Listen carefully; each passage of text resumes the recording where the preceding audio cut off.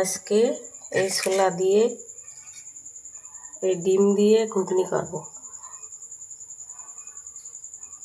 এই যে ছোলা ভিজিয়ে রেখেছিলাম, রেখে সিদ্ধ করেছি। এই যে লবণ দিয়ে সিদ্ধ করেছি। এবার এই যে দুটো ডিম ছিল, ভেঙে নিয়েছি। এই ডিম লবণ, হলুদ, গোলমরিচের গুঁড়ো, লঙ্কার গুঁড়ো দিয়ে ফেটাইয়ে নেব।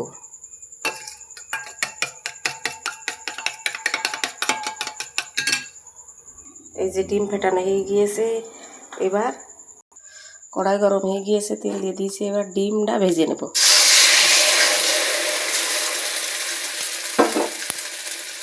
এই যে কড়ার পরে ডিম দিয়ে দিয়েছি। এবার ডিম কটা ঝুরি ঝুরি করে ভেজে নেব।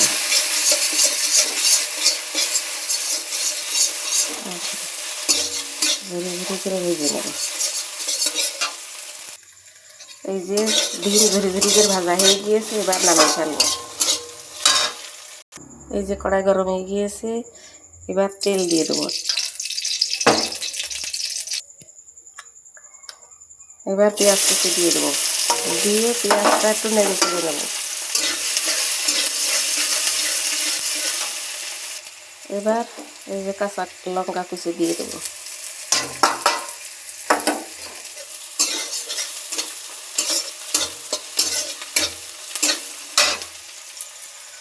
এই যে পেঁয়াজটা একটু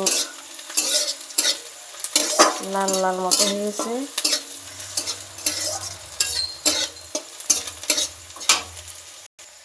এই যে হালকা বাদামি হয়েছে। এবার টমেটো কটা ঢেলে দেবো। দিয়ে এবার লবণ হলুদ দেবো। এই যে পেঁয়াজের সাথে একটু টমেটো একটু নেড়ে নিয়েছি। এবার লবণ হলুদ দেবো, যাতে লবণ হলুদ দেওয়াতে টমেটোটা সিদ্ধ হয়ে যায়। এই যে লবণ হলুদ দিয়ে দিয়েছি। এবার নাড়াচাড়া করবো। টমেটোটা যতবেলা সিদ্ধ না হয় ততবেলা নাড়বো এরমভাবে। এই যে টমেটো সিদ্ধ হয়ে গেছে। এবার ছোলা কাটা ঢেলে দেবো। ছোলা কাটা ঢেলে দিলাম, দিয়ে এবার নাড়াচাড়া করবো।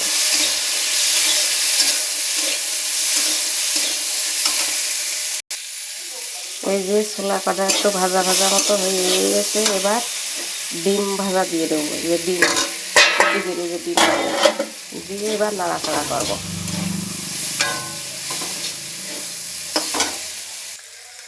এই যে ভাজা ভাজা মতো হয়ে গেছে। এবার একটু গোলমরিচের গুঁড়ো ছিটিয়ে দেবো। এই যে ছোলার ঘুগনি ডিম দিয়ে ছোলার ঘুগনি হয়ে গিয়েছে। এবার নামিয়ে ফেলবো।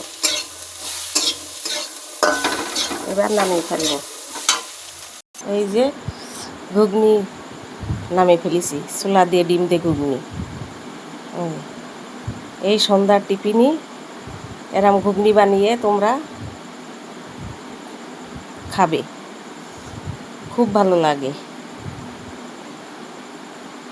সন্ধ্যার সময় যে খিদে লাগে, এরকম করে ঘুগনি বানিয়ে ডিম দিয়ে ছোলা দিয়ে বানিয়ে খাবে। খুব টেস্টি, খুব একটা মজাদার খাবার। আমার এই রান্না যদি ভালো লাগে, তোমরা আমার একটা লাইক কমেন্ট করো ও পাশে থেকো।